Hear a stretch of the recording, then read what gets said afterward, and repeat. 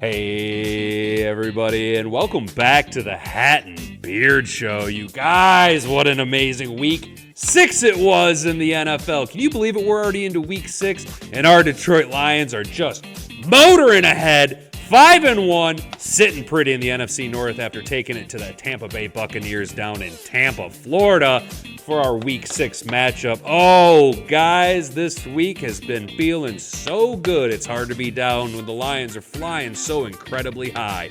Hey, as you guys know, I, of course, am your hostess with the mostest, Hat and Beard, where my pronouns are savage and I identify as sexy. With me, as always, is my co-host, Stiff to the left, B-Rad. Today, we're going to be going through all of the Week 6 scores around the NFL, as well as a full dive into the Tampa Bay-Detroit game. And with a super big show jam-packed into one, we're going to go ahead and look forward to the Week 7 matchup. The Detroit Lions heading out east for an AFC East division matchup. We're going to be taking on the Baltimore Ravens. So, without any further ado, guys, let's go ahead and jump in. We're going to go for a trip around the league with Hat and Beard. But before we do, if I couldn't just borrow you for one hot second here, guy. Look, I genuinely appreciate the growth that we've been having on this channel. You guys have been outstanding, and I honestly couldn't be happier. It tickles my pickle every time I log on and see more and more of you coming to hang out with the Hat and Beard gang. But we're still on the hunt for 500 subscribers. So, if you're new here, do me a rock solid favor. Go ahead and like the video to tell me that you enjoy the content that we're making. If you really want to be a part of the Hat and Beard gang, subscribe to the channel. And if you're desperate for more and more Hat and Beard content, never miss out on any future updates, go ahead and ring that notification bell for me. So, we can be connected all the time. I genuinely thank you guys for hanging out with me. Look, there's no script to this, so I'm just kind of winging it all right now, and you guys have been winging it with me. So on a wing and a prayer, let's get into it. Let's talk about buttered sausage. Talk about buttered sausage, where it comes from, what it does. Why is it doing what it's doing? Get it out of my face. What about buttered sausage? Alrighty, dighty, lads, lasses, cats and dogs, fishes and birds. Let's go ahead and run down the scores from the week that was Week 6 in the NFL. We're going to go game number 1 Thursday night, the Broncos and the Chiefs. I think we all know what was coming for that one and what ended up happening. Well, the Chiefs took care of business beating the Broncos 19-8. The Ravens out in London to play the Tennessee Titans. The Ravens come away with a big W, 24-16 over my Tennessee Titans. Panthers and the Dolphins. Panthers got up big 14-0 early, but then the Dolphins did what the Dolphins do and went on to go ahead and score. They dropped 42 on the Panthers. Panthers going to go ahead and they gave up 42 points the last 2 weeks to us and then to the Fish. So 42-21 Dolphins roll on the Panthers. Saints and Texans. The Texans on just a roll. CJ Stroud looking like the offensive MVP that he probably is going to end up winning. Texans going to go ahead and beat the Saints 20-13. Commies going to go to Atlanta, where Desmond Ridder was 5-0 as a starter, I think, in the NFL. If not, he hasn't lost dating back to high school at home. But he's going to go ahead. The Falcons lose to the Commies, the Sam Howell-led Commies, 24-16. Colts, Jags, AFC South matchup. No AR-15. Looks like he's going to be done for the season. Jags get it right, get back on track, get to their winning ways, going to beat their old quarterback, Gardner Minshew. The Jags roll 37-20. Seahawks and Bengals, that was a game to watch. I did not enjoy it. And with us playing at the 4 o'clock, and by us I mean the Lions playing us for the 4:30 game, I had to suffer through some of these trash games like the Seahawks and the Bengals. Bengals going to win 17-13. Vikings and Bears, no one wanted to watch that game, but I was forced to because it was one of the only 2 options I had available to me. Vikings beat the Bears 19-13. It looks like Justin Fields is going to pretend that his hand hurts so that he can continue to not produce in the NFL and continues on his busting ways. 49ers and Browns, what an upset. Who's seen that coming? Well, when you pair a really good defense against a system quarterback and you stifle the running game and bottle up all the weapons that the 49ers had available to them, even though P.J. Walker, former XFL MVP P.J. Walker, was leading the Brownies, they're going to go ahead and win that game 19-17. What a sweet, sweet victory. Going to knock one of the last 2 unbeaten teams down. So as of the standing after that game, we had 1 unbeaten team left with Philadelphia, and as you all know, they ended up losing. Raiders beat the Patriots 21-17. No surprise there. We're going to go ahead and pass the Tampa and Detroit game because we'll talk about that more. Cardinals and Rams. The Rams and Matt Stafford and his big, stupid, goofy white teeth going to go ahead and beat up on the Cardinals 26-9. The Jets upset the Eagles. I put some money out on this game, and had Jalen Hurts not thrown for as many yards as he had, I would have cashed $3,400 because I actually called that upset on DraftKings. Jets beat the Eagles 20-14 with a swarming defense. Bills and Giants on the Sunday night game. The Bills beat up on the Giants, so it was sneaky close for the majority of that game. Bills going to go ahead and win 14-9, and then in the Monday night game, we've seen the Cowboys head out to L.A. to play the Chargers and their former offensive coordinator, Kellen Moore, with a freshly recharged Chargers team after their bye week, but they are going to go ahead and drop one to the Cowboys 17-20. How about that Texas Coast offense, and how about them boys? That's been around the league with Hat and Beard.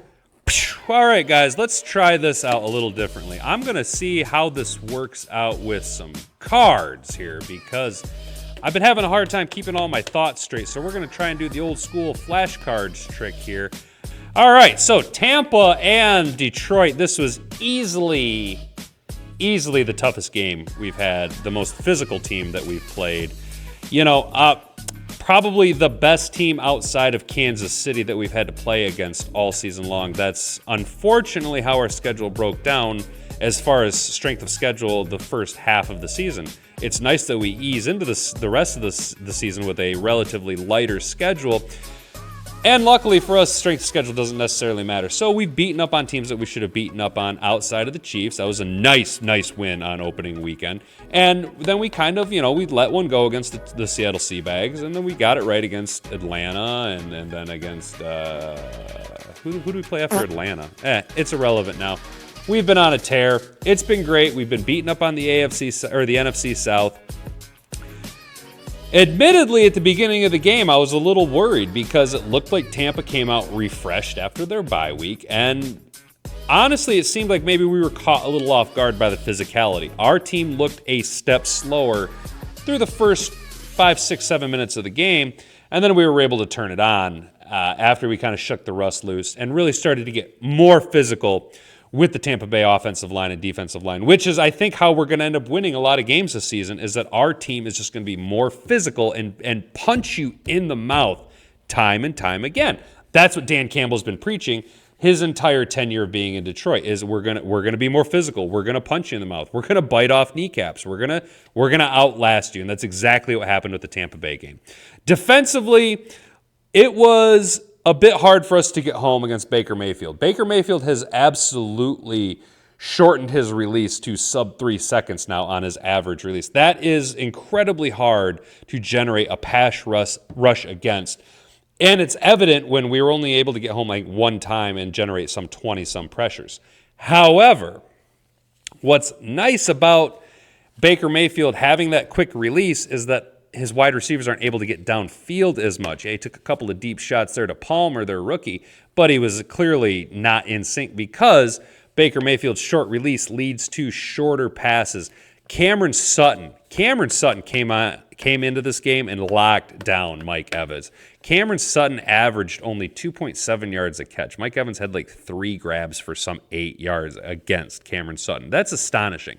Then when you take the fact that the shortened passing window that we were given Baker Mayfield on top of his quick release, the only way to open that up is to go with a running game that would open up, push the safeties back a little bit, and then possibly you could go play action much like how Detroit does. Now, what happened to the Tampa Bay running game? Well, they ended up going, let's see here, 16 rushes for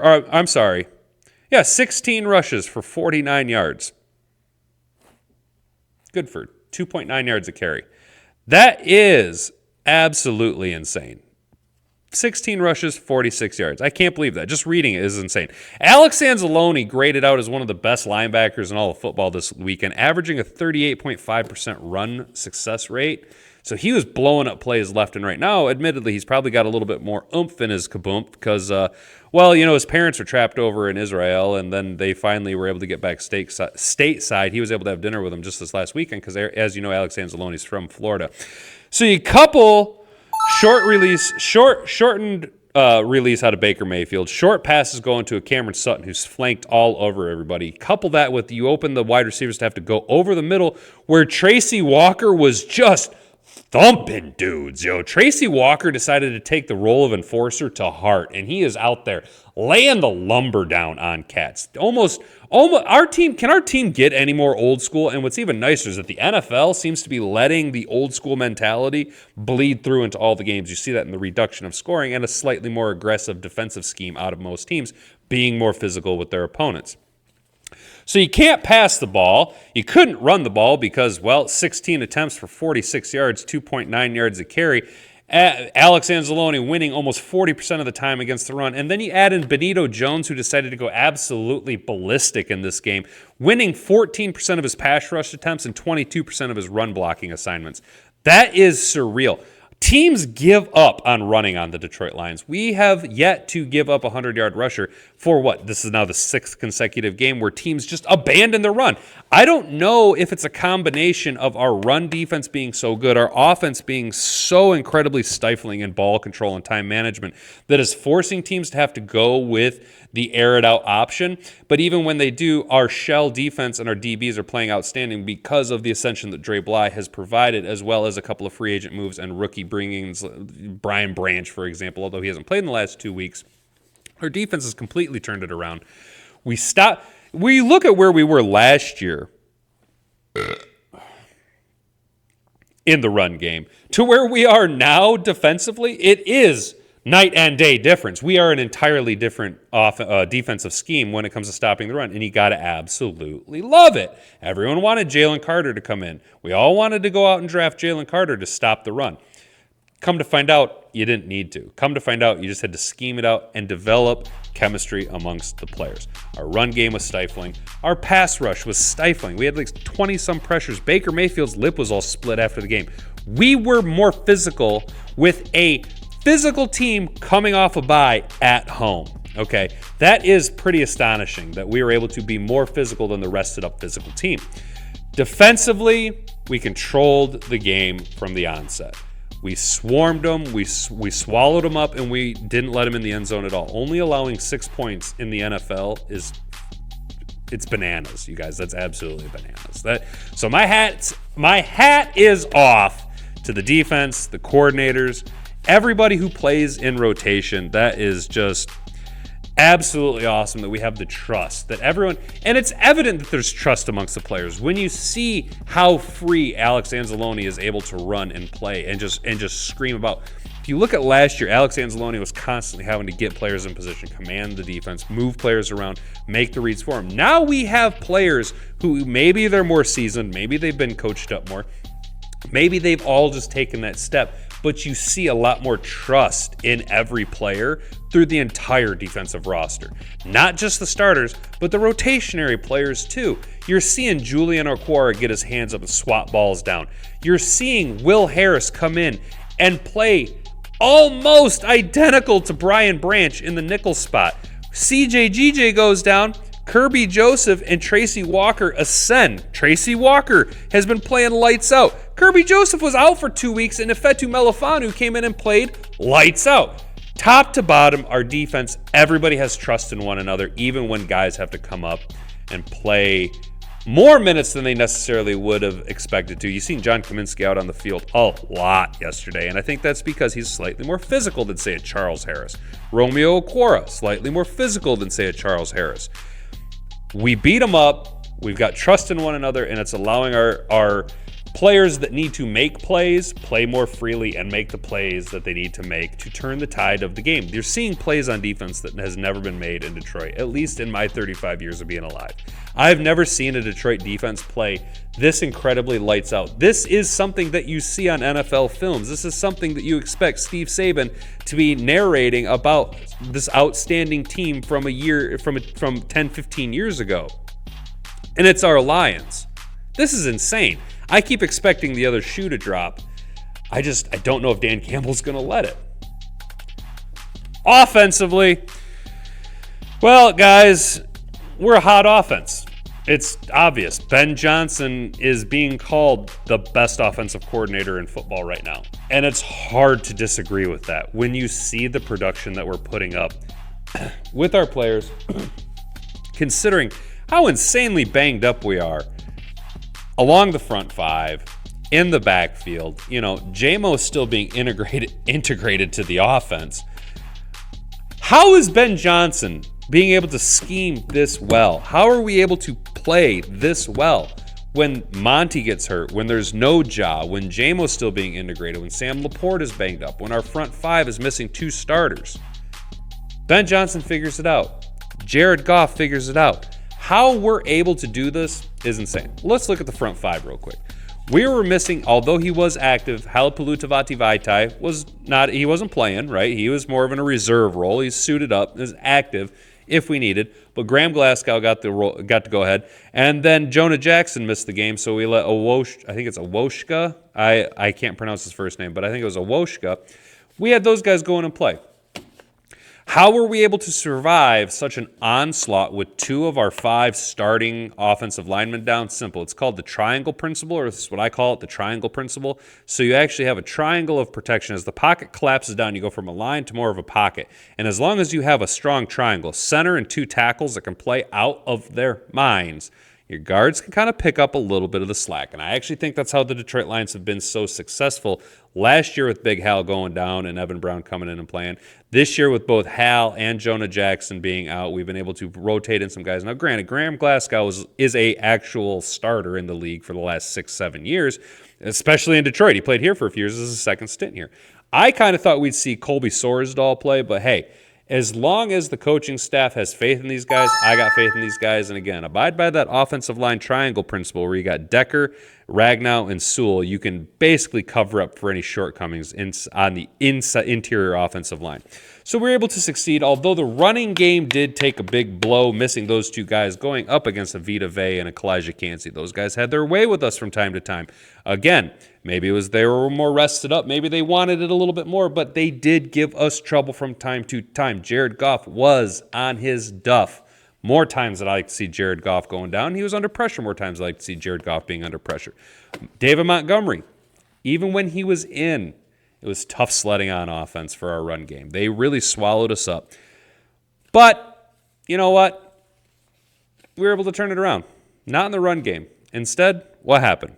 Well, Craig Reynolds came in and gave everything he had, not just in the run game. We all seen the block where he absolutely laid out, ass end over apple cart, laid out the defender to spring ASB for that touchdown catch on 3rd and 2, which I think we had 2 touchdown passes on 3rd down. We were absolutely electric on 3rd down. I think we converted like 9 of 16 first 3rd downs, which is absolutely insane. If you're converting that many 3rd downs, that's just keeping your offense on the field. That's how you end up running twice as many plays as the Tampa Bay Buccaneers did, is because you just continuously convert on 3rd downs and just keep resetting the downs and working the clock and milking it down.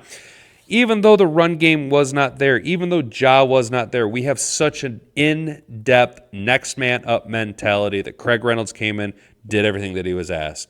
Divine Ozigbo come up off the practice squad, did exactly what he was asked. Look, if you're on this team, you're expected to produce when you're given a chance. Even if it's a small chance, make the best of it, because this team's going to give you the opportunities. Those guys made the best of it.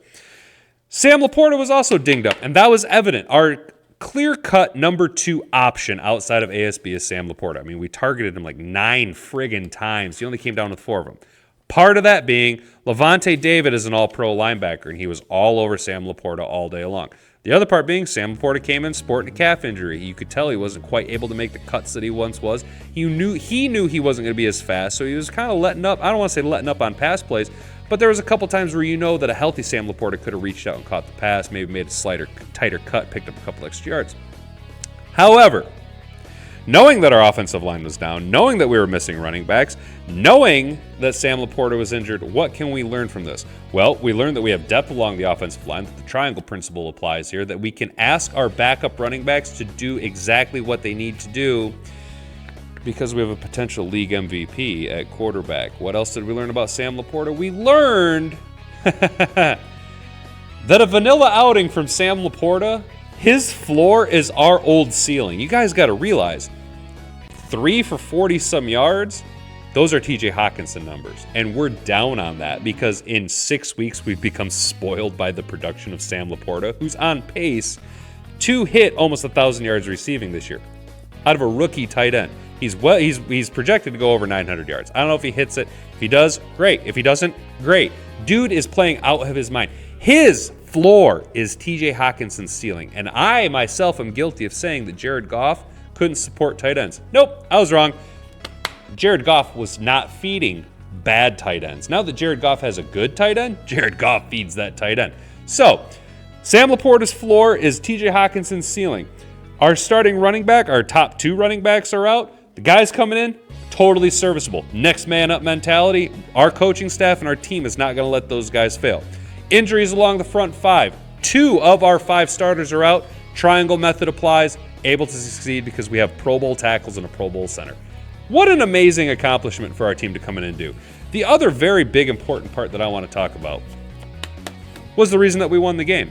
There was one person who elevated us. There was one person. And 3, 4, or 5 years ago, Jared Goff was not this guy. Jared Goff was discarded from LA, chased out, couldn't win the big game, can't win without a running game. Todd Gurley carried them to that Super Bowl. You're not wrong. Old Jared Goff wasn't this guy. Old Jared Goff wasn't the leader of the team, and old Jared Goff needed a run game to carry him through big-time games.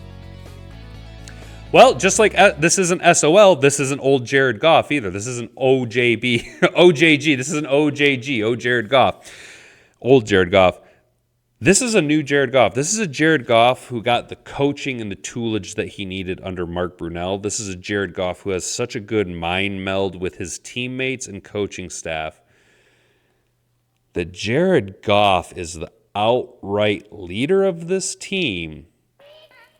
And Jared Goff can take over games now. Jared Goff is a top 5 quarterback in this league. Jared Goff is a franchise quarterback in this league. Jared Goff can go in to a hostile team coming off a bye week with a Todd Bowles coach, top 10 defense, missing 2 offensive starters on his offensive line, missing his top 2 running backs, having a banged up Sam Laporta, and trying to integrate Jameson Williams.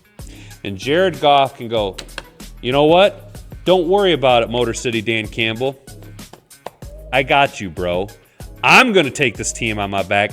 I'm going to throw us to victory. I'm going to throw for over 350 yards on the road where Jared Goff notoriously does not perform so well, at least through the air. His numbers are generally around like the 220, 240 on the road mark. So he threw for 350 yards on the road against Todd Bowles' defense, which is a top 10 defense. Threw for 350.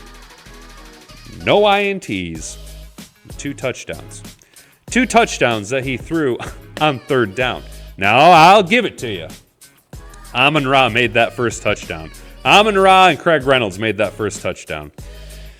But that second touchdown, that 45-yarder to J-Mo, that brings me to my next point. Not only is Jared Goff playing MVP-level quarterback play this year, he's also, as of this week, more money has been put on Jared Goff to win the league MVP in Vegas than any other quarterback. Right now, I think he's like plus 2,000. That's an insane statement. Jared Goff, quarterback of the Detroit Lions, is putting up MVP numbers, could potentially be your league MVP the way he's playing. If he keeps playing like this, who's going to beat him out? Who's going to beat him out? How are you going to stop our offense with Jared Goff? Jared Goff, who has full command over the offense. Jared Goff, who can read defenses apparently like nobody else right now. Jared Goff, who has all the players at his disposal. He's got a number 1 wide receiver in Amon-Ra. He's got an elite tight end emerging in Sam Laporta. When healthy, he has 2 impeccably dynamic running backs in Jahmyr Gibbs and David Montgomery. He's also got a solid relief wide receiver and J-Ray, Josh Reynolds. So that brings me to my next point. What do we do about J-Mo? What are my thoughts on Jameson Williams? I know I've been critical of him over the past few weeks, you guys. I have hinted at J-Mo potentially trending down bust lane. Was it fair? Probably not. Was it called for at the time? Maybe. J-Mo had yet to necessarily produce. We had seen flashes, but he just wasn't getting on the field. It wasn't that he was on the field and not producing. It's just that he wasn't able to get on the field, be it the injury, be it the suspension. However, over the last 2 games, we have seen something out of the Detroit Lions. Number one, Ben Johnson is scheming plays to get the ball into J-Mo's hands because he knows how electric he can be. You can look at that back to last year, where he had an end around that almost scored, where he had that 44-yarder on his first catch in the NFL against Minnesota, that 44-yard touchdown. The last week there against Carolina, there was a couple of screens specifically designed for J-Mo. And why is that? Well, Jamison Williams, at least right now for the Detroit Lions, is the ultimate luxury player. Why do I say that? Because when you really get down to brass tacks, and this is no slight against J-Mo, when you really get down to brass tacks, we don't need J-Mo. He hasn't really been here for the majority of our success, and he hasn't necessarily been that critical in our success over the past 15 games, dating back to last season, scoring over 20 points a game. However, that being said, when you roll that absolute luxury out on the field, now the defense has to account for your number one wide receiver, Amon-Ra. Now the defense has to account for Sam Laporta, Josh Reynolds, even Khalif Raymond, where the running backs are, where Jahmyr Gibbs is going to line up. And oh, fiddlesticks, here comes J-Mo. Great. So what does the defense have to do? Well, the defense has to account for him. So they either have to know where he's at, in which case, if we run the ball, it's already been proven that J-Mo can block downfield like some of the best, at least Spring and Monty 2 weeks ago for a nice touchdown run. Or the defense has to go with a cover two shell defense over the top, where the safeties drop back to account for J-Mo's speed, in which case you're either opening up running games for our physical dominant running game, or you're opening up passing lanes underneath, in which Amon-Ra thrives coming over the middle on short passes that he can extend there with a lot of yak. Or the defense tries to go 1-for-1 with J-Mo, and you see what happens. 45 yards and a touchdown. J-Mo has the speed to take the top off of any defense. So no matter what, either the defense has to account for him or they just let him ride, in which case Jared Goff's going to find him, which I was told Jared Goff can't throw the deep ball. So unless J-Mo can magically make Jared Goff's arms stronger, I don't know what those people are talking about, because I've seen Jared Goff. Actually, I think he's the most accurate passer in the quarterback of I think Jared Goff is the most accurate quarterback in the league of passes for more than 20 yards. So, look, I think J-Mo can further integrate himself into the offense. Ben Johnson continues to mesh with him and understand his capabilities and where he sits in our offensive scheme. And I expect to see it. Do I expect to see it every single week? No, I don't. I expect J-Mo to do exactly what the rest of the team is doing, exactly what's asked of him. And if that means 2 for 50 and a touchdown, or if that means 0 for 0 and just blocking your balls off, that's what it means. I expect J-Mo to do what's asked of him, at least now with his role in the offense. So what do I think of this team right now? Well, I'm going to keep saying this. I've been saying it for weeks now, and I'm just going to keep saying it till I'm blue in the face. Look, this team still hasn't reached its ceiling. We are still ascending. We are still getting healthier and getting better at all positions on the field. You look at how well our defense is playing. Yeah, well, Brian Branch hasn't been there for 2 weeks. You look how good our defense is playing. Yeah, well, CJ GJ hasn't been there for the last few weeks, and he's not coming back this season. You look how good our offense has been playing. Well, Monty's gone. Our offensive line's dinged up. Our tight end's dinged up. We're still integrating J-Mo.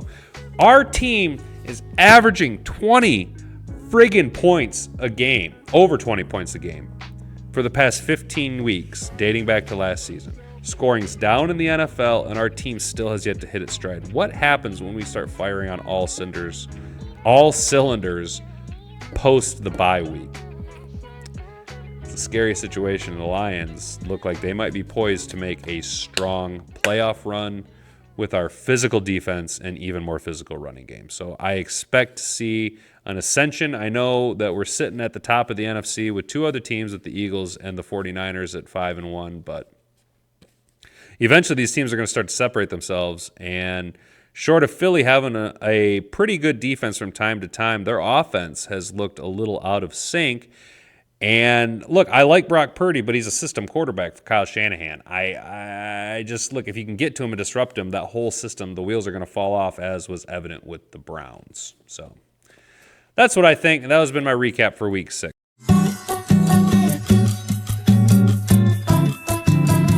Let's go ahead and look at the Week 8 matchup against Baltimore real quick, because this video is getting way too long and my toes are starting to get really cold out in my garage. So Baltimore had a big win over Tennessee in London, which sucks because I'm a Titans fan, but that's a big thing for the Detroit Lions. That means that we got international travel on Baltimore coming back. We're going to be heading out east to play against them, but they're flying across the pond to come back home and play against us. That's going to take a little bit more of a toll on them than it is on us. We have a high-octane physical offense and an even higher-octane physical defense. Can Baltimore match our physicality? No, I don't think they can. But they do have that one X factor, and that one X factor is Lamar Jackson. Will Lamar Jackson go Lamar Jackson? And what do I mean by Lamar Jackson? Lamar Jackson is a former MVP. Lamar Jackson is just as likely to throw for 300 yards as he is to rush for over 100 yards and torch your defense. What can our defense do to stop that? Well, a couple of things. One, if Brian Branch can get healthy, that essentially negates, that'll pretty much put a little damper on Lamar's running around. Our secondary matches up way better against their wide receivers.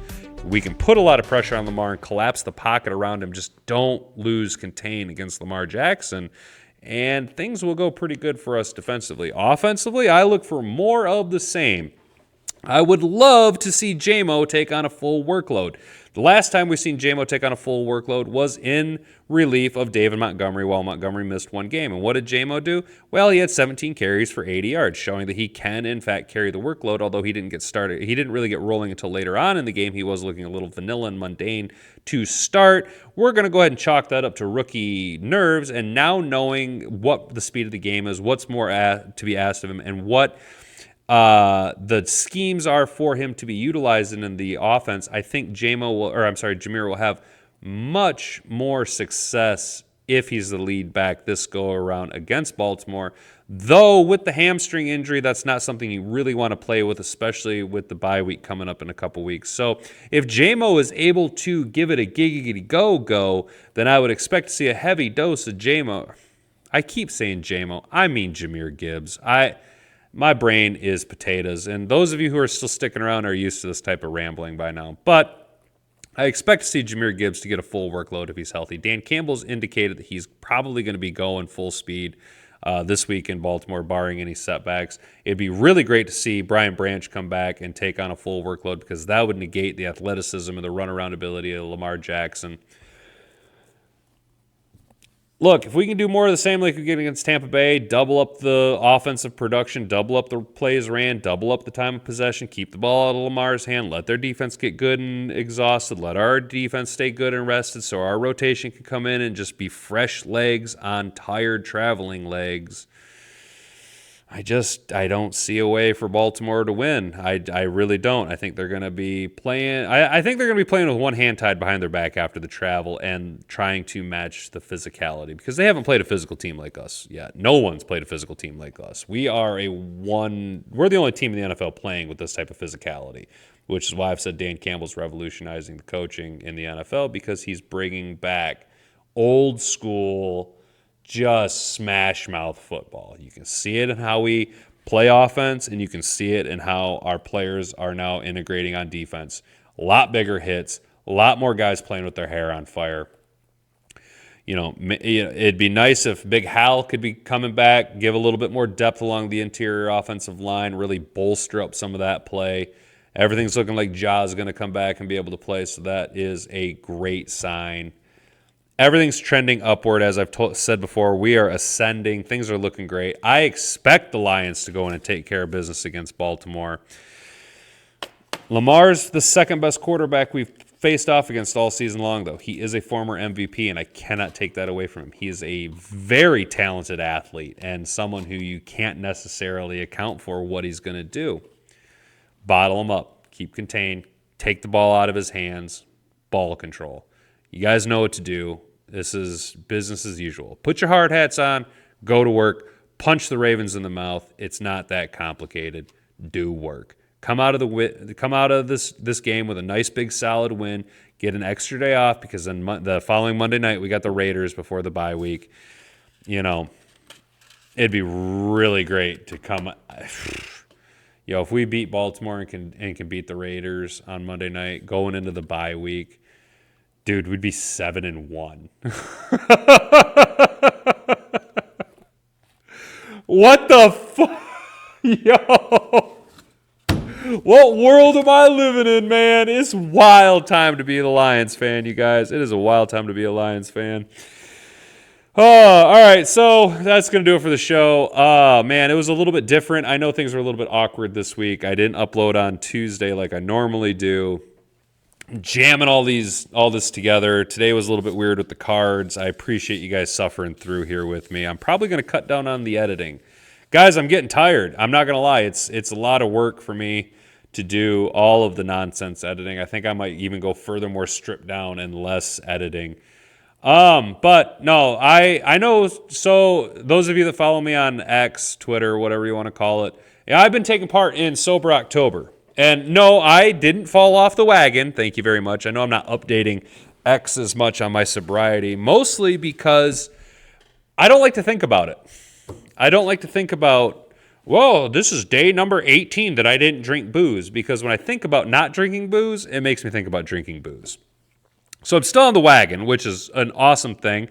But this weekend, I had a 3-day weekend, and I partied a little too hardy. I ate way too many. This is going to sound absolutely pathetic. I ate way too much sugar this last weekend. Way too much sugar. To the point where Monday, I honestly felt like I'd boozed all weekend. I had foggy brain. The machine and the computer weren't operating at maximum efficiency. And then into Tuesday morning, I just felt hungover. I just felt so hungover. Normally I come home Monday nights and I shoot my video. Guys, I was asleep on the couch by 10:30 Monday night. I just had this epic sugar crash. And that shit's terrible for you, man. That sugar, that processed sugar, that is so bad for you guys. I had donuts and cookies and brownies and 4 cans of soda and I can't believe it. I can't believe how I was functioning consuming that much sugar beforehand, knowing how it affected me just this last little bit. Because over these past couple weeks, I've been really reducing my sugar intake and drastically increasing my protein intake. Dudes, I couldn't believe it. It was wild. So I legit had like a sugar hangover this weekend, which impacted my production of this video. So that really sucks, and I don't like it. It's kind of the reason why I got off the booze so much. It just coincided with Sober October.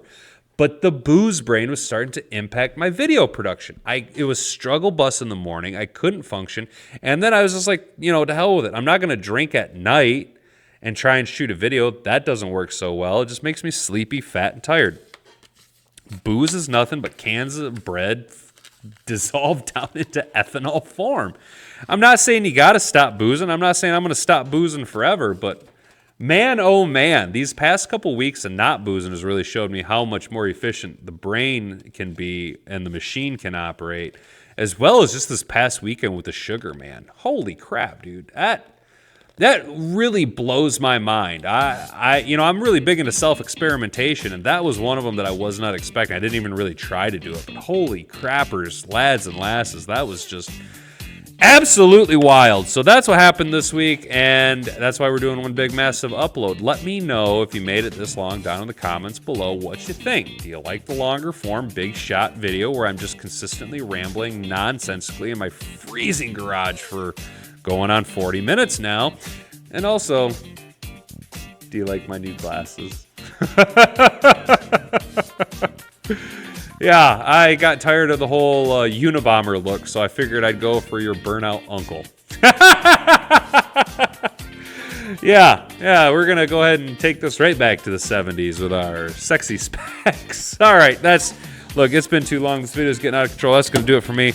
You guys, don't do anything I wouldn't do. Stay out of trouble. Keep your stick on the ice. And if she doesn't find you handsome, at least she'll find you handy. That's going to do it for me. frig off.